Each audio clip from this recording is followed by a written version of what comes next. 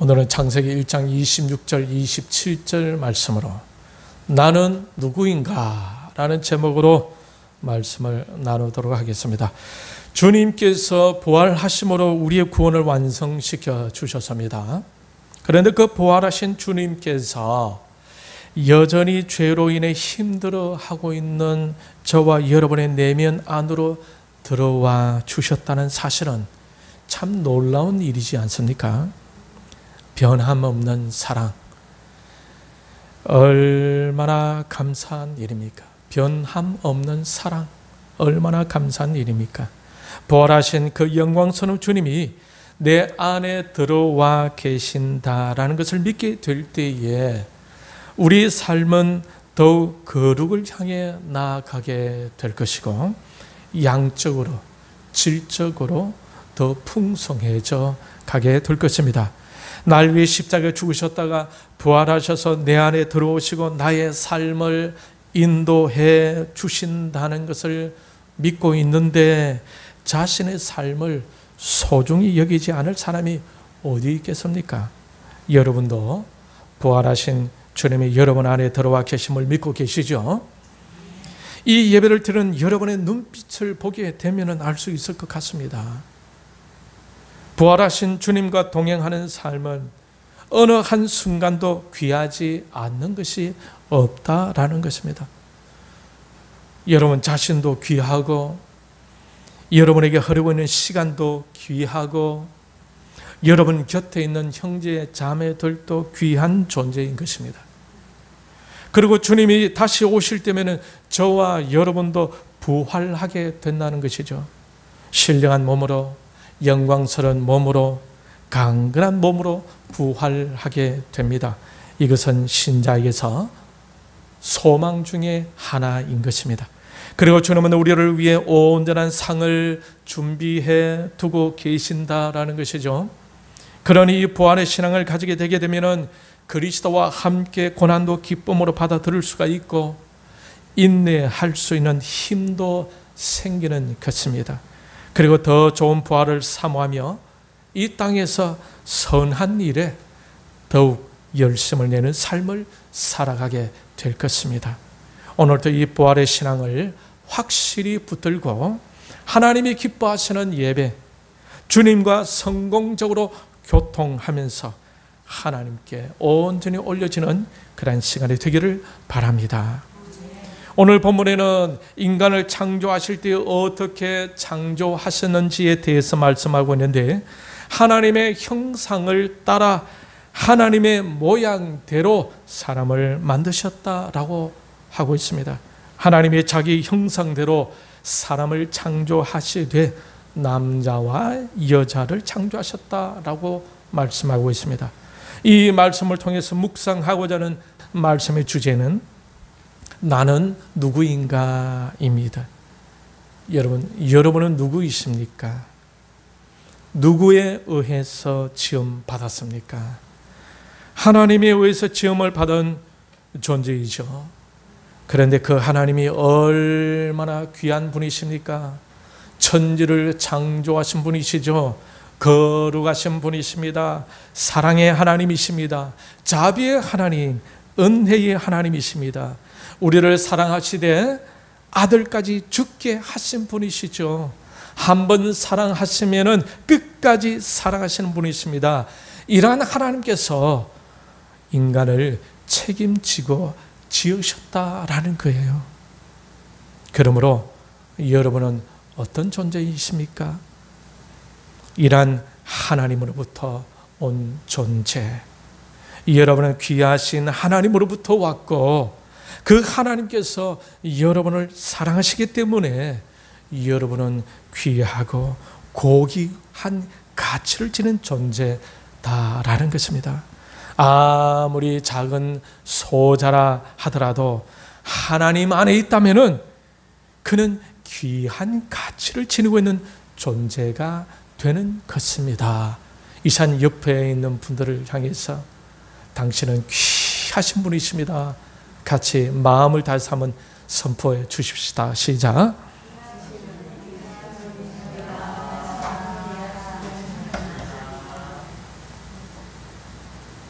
우리 앞에 지민이 앉아서 지금 열심히 도와주고 있는데 우리 지민을 향해서 한번 지민아 넌 귀한 존재야 한번 해줍시다. 시작. 귀한 존재다. 우리 박미애 성도님, 예. 박미애 성도님 귀한 존재입니다. 해주 시작. 박미애 성도님 귀한 존재입니다. 또 우리 저 뒤에 또 카메라 또 지성이 우리 귀한 존재입니다. 시작. 귀한 존재입니다. 예. 제 나이가 들어오니까 지성아 하기도 좀 그렇고 이제 그래. 여러분 저와 여러분 모두가 다 귀한 존재입니다. 할렐루야. 하나님 안에 있기 때문에. 왜 또 귀한 존재입니까? 하나님으로부터 왔기 때문에. 근데 그 하나님은 어떤 분입니까? 너무나 거룩하시고 사랑이 많으신 분이시기 때문에 그런 하나님으로부터 왔기 때문에 귀한 존재다라는 것이죠. 그런데 1859년에 찰스 다윈이라는 사람이 있습니다. 이 다윈이 종의 기원이라는 책을 내면서 진화론을 강력하게 주장했습니다. 인간은 어떻게 해서 인간이 되었느냐? 진화되어서 인간이 되었다라는 것입니다. 그러면 인간이 진화되기 바로 전의 기원은 무엇이라고 주장합니까? 여러분 앞에 그림 보이시죠? 무엇이었습니까? 원숭이. 그래서 여러분 이 진화론을 믿게 되게 되면 우리는 적어도 1년에 한 번씩은 동물원에 가가지고 원숭이 앞에 가서 제사를 지내든지 아니면 선물을 가져다가 맛있는 과자 드리든지 해야 안 되겠습니까? 자, 그러면은 원숭이가 진화되기 전 단계는 무엇일까요? 그 전 단계로 계속해서 추적해 올라가게 되면은 진화론자들에 의하면은 인간의 기원은 미생물이다. 미생물. 그래서 우주가 빅뱅을 통해서 우주가 창조되어질 때 그때 미생물이 생기는데 그 미생물이 진화되고 수억 년이 지나면서 이렇게 우리가 인간이 되어졌다. 이것이 진화론입니다. 그래서 인류는 미생물에 의해서 진화되었다고 주장합니다. 그러니 인간의 기원은 무엇이 되는 것입니까? 미생물이 되는 것이죠. 여러분 그렇게 되면은 인간의 존엄성이 사라지게 되고 말겠죠. 인간은 하나의 물질에 불과하게 되는 것입니다. 인간의 이성을 중심으로 본 인간의 모습이 바로 그렇습니다. 미생물에 불과하다라는 거죠. 물질로 보는 것입니다. 그래서 공산주의자들이 유물론자들이지 않습니까? 유물론자들은 무엇입니까? 모든 사물이 다 물질로 되어졌다. 인간도 물질이다라고 생각하니까, 그죠? 스탈린 시대에 사람들 죽이는 것은 뭐 그냥 죽이는 거예요. 모택동도 마찬가지죠. 사람 공산화를 위해서 사람 죽이는 그냥 벌레 죽여버리는 거예요. 아무런 죄책감이 없는 그런 상황이 되어졌던 것입니다.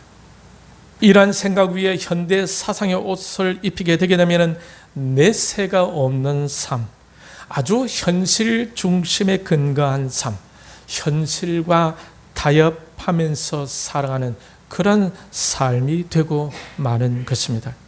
그런데 성경에서 말하는 인간은 어떤 존재입니까? 거룩하시고 사랑과 은혜가 풍성하신 하나님의 형상과 모양대로 창조되어진 존재다라고 말씀하고 있는 것입니다. 여러분 이 땅에 사람들이 만든 사물들이 있지 않습니까? 그 모든 사물들이 목적 없이 만들어진 것이 있을까요? 어느 것 하나 목적 없이 만들어진 물건은 없습니다. 여러분 잿더리도 목적이 있죠. 그죠? 그리고 아핀도 목적이 있습니다. 이것도 목적이 있죠. 목적이 없는 것이 하나도 없습니다. 이 가벼운 것도 목적이 있고 목적이 없는 것이 하나도 없어요. 그런데 하나님의 형상과 모양대로 하나님께서 인간을 지으실 때에 목적 없이 지으셨겠습니까? 하나님의 거룩한 계획과 목적이 있을 수밖에 없는 것입니다. 그런데 진화론의 근거에 진화된 인간은 거룩한 목적이 없어요. 오직 그들에게는 현실밖에 없는 것입니다. 그러니까 인간의 욕망대로 움직이는 것, 그것이 진리다라고 외치게 되는 것입니다. 인간의 욕망대로 움직이려고 하니까 기존의 사회적인 모든 권위와 질서를 무시하게 되고, 너의 생각되는 대로, 너의 마음 닿는 대로 해라, 그것이 진리다라고 외치는 것이 실존 철학입니다. 이러한 철학은 결국 자기 원하는 대로 선택해서 하려고 하니까 모든 사회적인 권위와 질서를 해체하고자 하게 되는 것입니다. 그래서 오늘 이 현대 사상의 핵심 단어가 해체입니다. 해체. 기존에 있는 모든 질서 다 해체해라. 너희 생각대로 해라, 이제부터는. 그러다 보니까 사회가 다 해체되고, 가정도 해체되고, 나라도 해체되면서 거기에 마르크스주의가 숟가락을 얹으면서 공산주의 사회를 만들려고 하고 있다라는 것입니다. 이처럼 진화론에 근거한 사상은 매우 위험하다라는 거죠. 가정이 파괴되고, 사회가 파괴되고, 나라가 파괴될 수도 있다라는 것입니다. 여기서 중요한 것은 이 세상을 인간 이성 중심으로 볼 것이냐, 성경 중심으로 볼 것이냐, 무엇을 근거로 볼 것이냐라는 것이 중요한 거예요. 여러분은 오직 하나님 말씀 중심으로, 하나님의 관점으로 이 세상을, 여러분의 인생을 바라볼 수 있기를 바랍니다. 그럴 때에 부활의 소망이 있는 것입니다. 주님은 먼저 그의 나라와 의를 구하라고 말씀하셨지요. 부활의 소망을 가진 자들은 하나님의 나라를 위해서 일을 합니다. 하나님의 의가 세워지도록 위해서 살아갑니다. 이것이 하나님의 자녀들인 것입니다. 여러분은 하나님의 자녀들이죠. 여러분은 하나님의 존귀한 자녀들입니다. 하나님이 생명 바쳐 구해내신 소중한 존재들입니다. 그러한 계획과 목적을 가지고 태어난 존재들인 것입니다. 그래서 여러분은 하나님의 거룩한 백성들이에요. 하나님의 거룩한 자녀들인 것입니다. 이것이 오늘 여러분들이 이해해야 할 여러분의 정체성입니다. 나는 누구인가? 따라합시다. 나는 하나님의 자녀다. 예전에 예화로 말씀드린 적이 있는 것 같은데, 제가 초등학교 3학년인가 4학년 때에 외갓집에 간 적이 있습니다. 그 당시에는 아이들이 입주에는, 여러분 그 당시 우리 국민학교 1학년 가게 되면은 아이들 항상 뭘 달고 옵니까? 손수건 달고. 왜 손수건 달고 옵니까? 코 닦으라고. 그죠? 그 당시에는 입주에는 아이들이 코를 이렇게 닦으면서 늘 이렇게 코가 말라붙은 것이 이렇게 자국이 있던 그런 시대였습니다. 인기지선 맞죠? 그래서 소매로 이 코를 닦다 보니까 늘 이 교복에 뭐 이게 반질반질하기도 했던 그런 때였습니다. 또 그때는, 또 시골에는 아이들의 특징이 또 뭐냐면 배가 이렇게 그 왜 그러냐 물어보니까 못 먹어서 그렇다는 또 이런 말이 있더라고요. 배가 이렇게 펄펄 불러오기도 했었어요. 어느 하루 저희 외갓집 앞에 길목에 큰 돌이 하나 있었는데, 큰 돌이, 팽팽한 그 돌 위에 아주머니들이 이렇게, 아낙네들이 앉아서 고구마 줄기를 이렇게 손질하고 있었어요. 그런데 그때 어떤 아주머니 그 딸이, 조그마한 딸이 말이죠, 배가 불룩해가지고 코 이 자국이 있고 머리는 산발이 돼가지고 옆에 엄마 곁에 다 이렇게 붙어 있었어요. 그것을 보고 있던 어떤 할머니가 고구마 줄기 손질하다가 애를 보면서, 쟤는 왜 저래 못생겼노? 애 좀 씻기라! 이래 했어요. 그러니까 대뜸 그 아이 엄마가 뭐란 줄 아십니까? 그래도 우리 집에 꽃이라 얘! 이렇게 말하더랍니다. 아무리 못생기고 해도 자기가 낳은 자식은 꽃처럼 귀하게 보인다라는 것입니다. 하나님의 자녀들은 조금 부족하고 연약해 보인다 할지라도 하나님의 자녀들은 하나님의 자녀들인 것입니다. 할렐루야. 하나님의 아들이고 하나님의 딸인 것입니다. 우리가 아무리 부족해도 하나님은 우리를 사랑하고 귀하게 보십니다. 그러므로 저와 여러분은 귀중하고 소중한 존재라는 것입니다. 할렐루야. 같이 따라합시다. 나는 하나님의 꽃이다. 옆에 있는 분에게 당신은 하나님의 꽃입니다. 할렐루야. 부활하신 주님께서 하나님의 자녀된 여러분 안에 여러분을 이 세상의 사상의 흐름이 아니라 여러분 안에서 하나님의 거룩한 계획 속에서 거룩한 목적을 가지고 한 걸음씩 한 걸음씩 이끌어 가시기를 원하고 계신다라는 겁니다. 여러분 안에 내재하신 그 주님의 이끄심을 묵상하면서 한 걸음씩 한 걸음씩 한 걸음씩 그 주님을 쫓아가시길 바랍니다.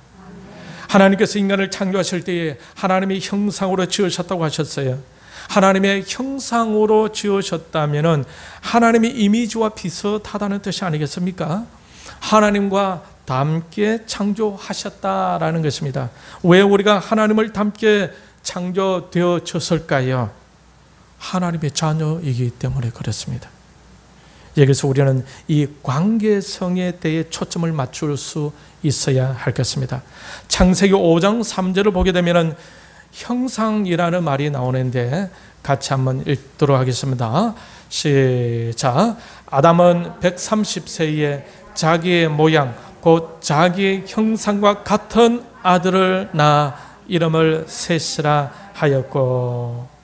여러분, 이 구절에서도 형상이라는 단어를 사용하고 있죠. 아담의 모양, 자기의 형상과 같은 존재를 낳았는데 그가 아담의 아들 셋이라고 설명하고 있습니다. 여기서 형상이라는 이 말은 히브리어로 찰렘이라는 말인데 닮았다라는 의미로 부자 관계, 아버지와 아들 관계에서만 쓰이는 단어입니다. 우리 사람이 하나님의 형상으로 창조되었다라는 것은 사람과 하나님과의 관계가 부자 관계, 하나님과 자녀의 관계로 형성되어졌다는 의미를 내포하고 있다라는 것이죠. 형상이라는 이 의미를 그저 닮았다라고만 설명한다면 그 의미는 대폭 축소되고 말 것입니다. 그래서 이 찰렘이라는 단어를 쓸 때에는 관계다, 하나님의 자녀다, 하나님과 우리와의 그 관계는 부장한의 관계, 그렇죠? 그런 관계다라는 것이죠. 이것은 하나님으로부터 왔다라는 것입니다. 하나님의 아들이다, 하나님의 딸이다라는 거예요. 예화를 하나 소개하도록 하겠습니다. 총각 문어가 장가를 들기 위해 넙치를 통해 가지고 멸치 처녀에게 구혼을 했다고 합니다. 넙치가 중간에서 멸치 자녀의 부모에게 갔습니다. 만나서 설득을 합니다. 총각 참 괜찮은데. 총각은 누구냐? 저쪽에 사는 문어입니다. 참 괜찮은데 어떻습니까? 그러니까 멸치 부모가 단번에 거절하고 말았답니다. 그래서 멸치 부모가 왜 반대했느냐 하면 그 이유가 이렇습니다. 뼈대가 없는 집안에는 우리 딸을 줄 수가 없다라는 것이었습니다. 문어는 허우대는 아주 크죠. 그런데 속에는 뼈대가 없잖아요. 그런데 멸치는 작죠. 그래서 멸치 안에는 뼈대가 있지 않습니까? 그래서 뼈대가 없는 집안에는 우리 딸 줄 수가 없다라고 했다고 합니다. 그래서 아무리 작다 하더라도 아무리 부족하게 보이더라도 멸치는 아주 자존심 있는 집안이었다라는 거죠. 요즘 책 중에 보게 되면은 용기 있는 기독교라는 책이 있습니다. 데이비드 웰스라는 신학교 교수가 지은 책인데 오늘날 이 현대 포스트 모더니즘의 시대에 위축되어져 가는 교회가 교회로서의 역할을 감당하기 위해서는 이제는 용기가 필요로 하는 그런 시대가 되고 말았다라는 것입니다. 지금 우리의 현실을 보더라도 충분히 이해할 수 있는 분위기가 보이죠. 여러분, 우한폐렴 코로나로 인해서 나중에 물론 교회에서 코로나가 전파되지 않았다라고 정부는 발표를 했지만은 이미 교회는 너무나 치명적인 피해를 입고 말았습니다.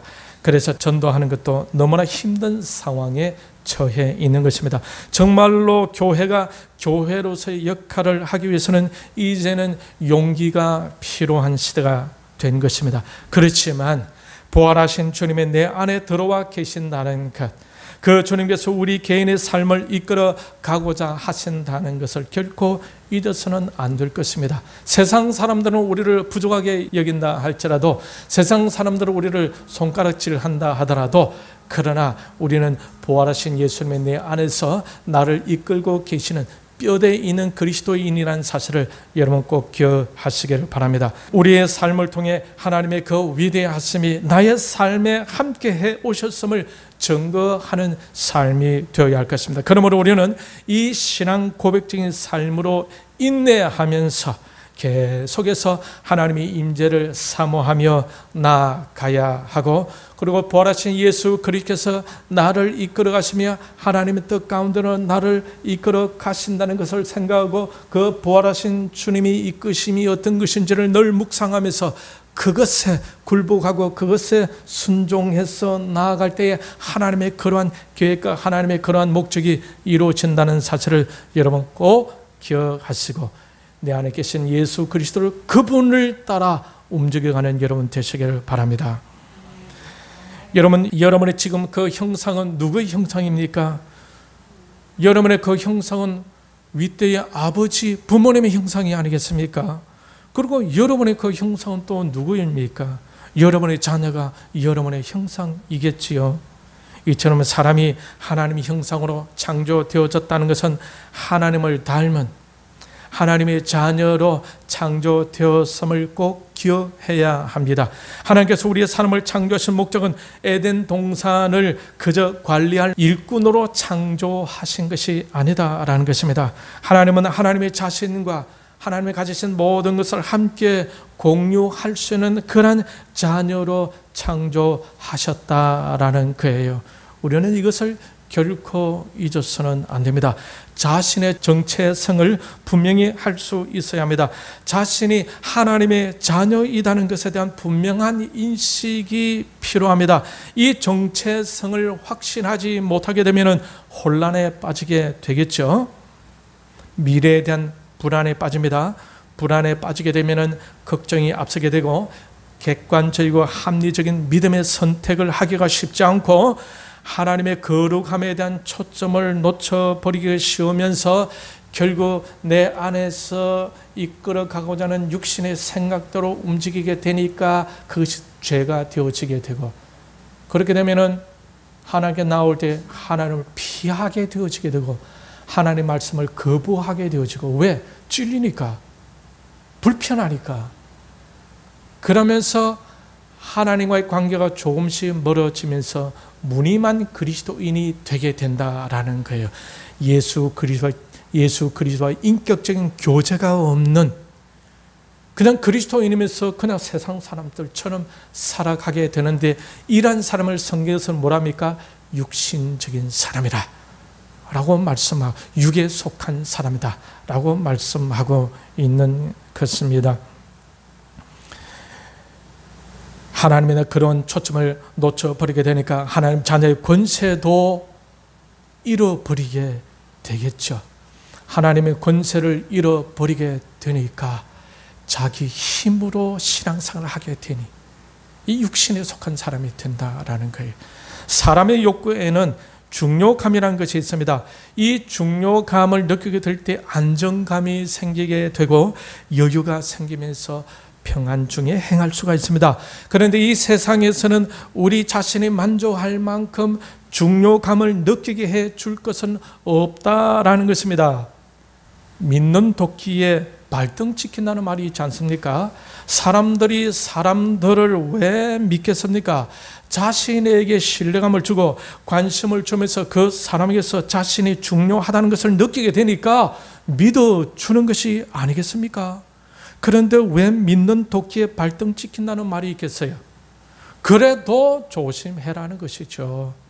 그래도 발등 찍힐 수 있다라는 것입니다. 그런데 중요감을 느끼면서도 영원히 발등 찍히지 않는 경우가 있어요. 그것은 어떤 경우이겠습니까? 하나님 안에서의 중요감을 느끼게 될 때입니다. 그 위대하시고 변함없으시고 존귀하신 하나님께서 우리를 향한 사랑을 아들 내어주시면서 보여주셨고, 그러한 하나님의 자녀가 된 존재가 바로 저와 여러분이다라는 거예요. 요한복음 1장 12절에 보면은 같이 읽겠습니다. 시작. 영접하는 자 곧 그 이름을 믿는 자들에게는 하나님의 자녀가 되는 권세를 주셨으니, 하나님은 여러분이 예수님을 영접하고 믿는 그 순간부터 하나님의 자녀가 되는 권세를 주셨다고 말씀으로 명문화해 두고 계십니다. 이 말은 다시 번복하지 않으시겠다는 것이 아니겠습니까? 반드시 실행하시겠다는 뜻입니다.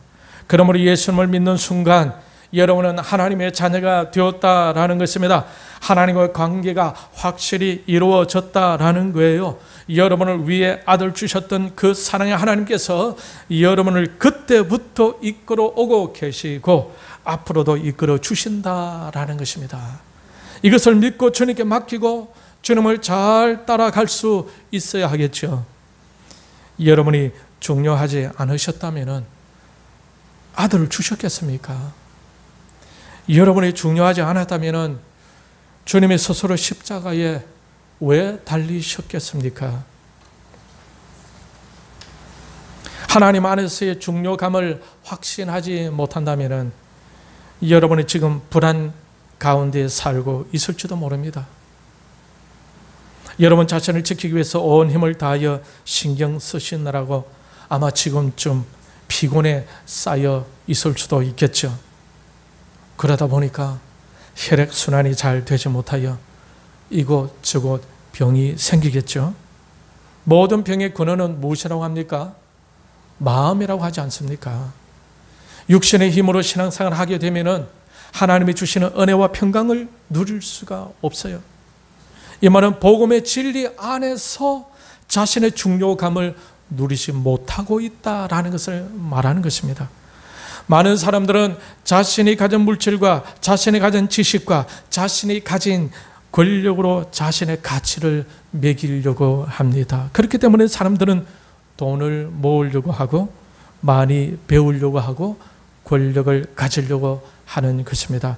그 돈과 지식과 권력을 가지고 자신의 가치를 매기려고 하기 때문입니다. 이러한 것은 복음의 진리를 통해 얻게 되는 중요감이 아닌 것이요. 그것은 하나님 안에서 얻게 되는 중요감이 아닙니다. 자기 힘으로 쟁취하고자 하는 중요감인 것입니다. 이런 경우에는 하나님 말씀에 잘 들어가지 않아요. 복음의 역사가 일어나려고 할 때에도 복음의 역사를 피해 버리게 되는 것입니다. 그러니 복음 안에서 하나님 안에서 누릴 수 있는 중요감을 느낄 수가 없어요. 그러니 은혜가 떨어지죠. 주님 앞에서 내려놓지 못합니다. 주님께 순종되지 않습니다. 자신의 인생을 자기가 어떻게 해보려고 하게 되겠죠. 교회에 와서 왜 기도합니까? 하나님을 움직이게 해서 자기의 목적을 쟁취하려고 하게 될 것입니다. 그런데 그것이 될까요? 안 된다라는 것입니다. 하나님 안에서 우리가 얻을 중요감은 복음 안에서 은혜로 얻을 수 있는 것이기 때문입니다. 그 은혜가 아니면은 하나님의 임재하심 속에서 경험할 수 있는 그 중요감을 느낄 수가 없는 거예요. 영혼을 만져주시는 그 하나님의 그윽한 손길을 경험할 수가 없습니다. 거룩을 향해 나아가지 못합니다. 사랑하는 성도 여러분, 여러분은 하나님의 자녀이십니다. 할렐루야. 이것을 확신할 수 있기를 바랍니다. 하나님의 자녀이심으로 하나님께서 여러분을 인도하시고 이끌어 주심을 믿을 수 있기를 바랍니다. 지금까지 여러분 스스로 여러분의 인생을 개척하려고 했던 그 마음들을 내려놓으시고 주님이 이끌어 주심에 굴복하고 순종하며 주님의 이끄심을 묵상하면서 쫓아갈 수 있기를 바랍니다. 하나님의 형상으로 지음받아 하나님의 자녀가 된 여러분, 주님께서 이 세상 끝날까지 늘 함께 하신다고 마태복음 28장 20절은 말씀하고 있습니다. 로마서 11장 2절은 자기 백성들을 버리지 아니하신다고 말씀하고 계십니다. 요한복음 13장 1절 말씀은 세상에는 자기 사람들을 사랑하시되 끝까지 사랑하신다고 말씀하고 있습니다. 아들까지 내어주시면서 여러분을 사랑하신 그 하나님께서 이렇게 말씀하고 계시니 이 하나님이 여러분과 함께 끝까지 사랑하시고 버리지 아니하시며 이끌어 주실 줄 믿습니다. 그러므로 그 하나님 안에서 성령 하나님의 도우심으로 여러분이 얼마나 중요한 존재인지를 느낄 수 있기를 바랍니다. 여러분은 누구이십니까?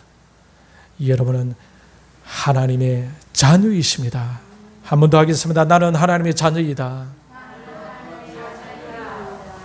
이것을 확실히 믿을 수 있기를 바랍니다. 할렐루야. 그러므로 여러분은 하나님의 최고가 된다는 사실을 인지하고 여러분을 향해 가지신 하나님의 계획과 목적이 무엇인지 고민하면서 하나님의 영광을 위해 지금 주어진 모든 일에 최선을 다하며 한 걸음씩 주님과 함께 동행하는 일에 성공하는 여러분이 다 되시기를 주님의 이름으로 축원합니다. 이 사람 말씀을 생각하고 우리 같이